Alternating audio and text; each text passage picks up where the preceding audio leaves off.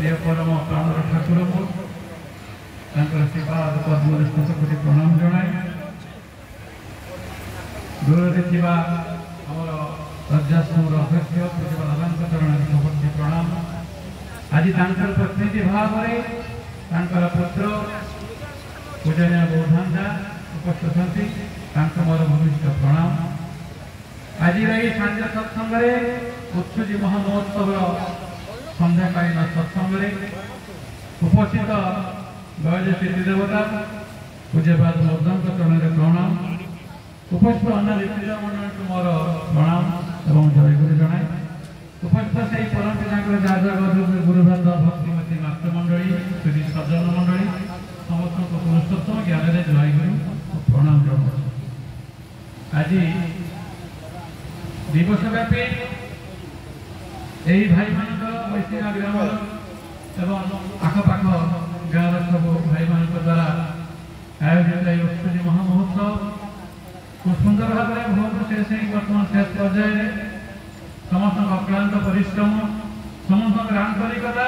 से बहुत दूर दूरांत गुरु भाई और माँ मैंने छुट्टी आसको उत्सव शेष पर्याय बर्तमान आज जो आदर्श विषय था साधन जीवन में सद्गुरु सदनाम सदाचार एवं सत्य प्रचार व्यापकता सब आलोचना सरी शेष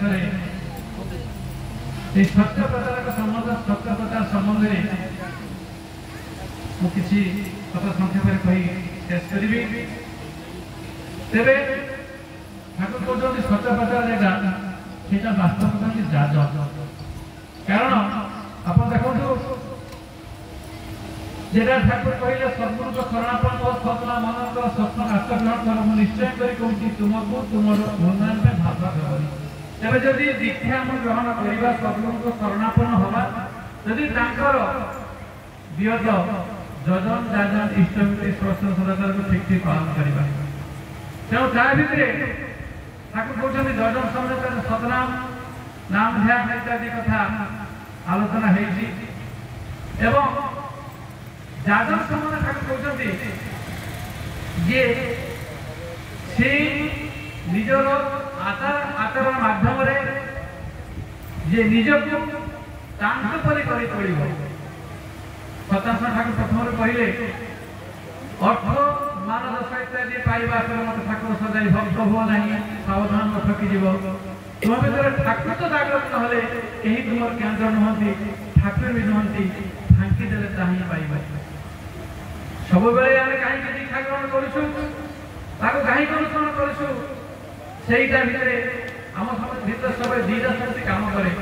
गोटे असुर शक्ति गोटे ईश्वर शक्ति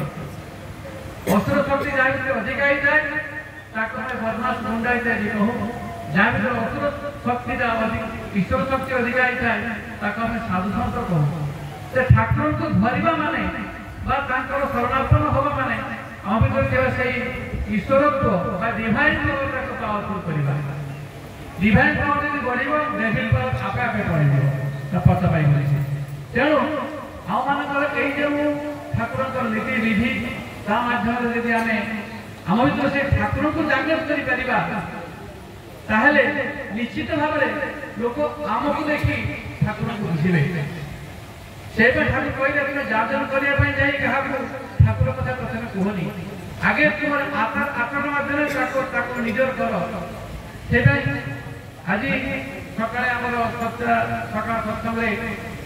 आलोचना गत काली होता to kidnapping the soul of a man for God by auto initiative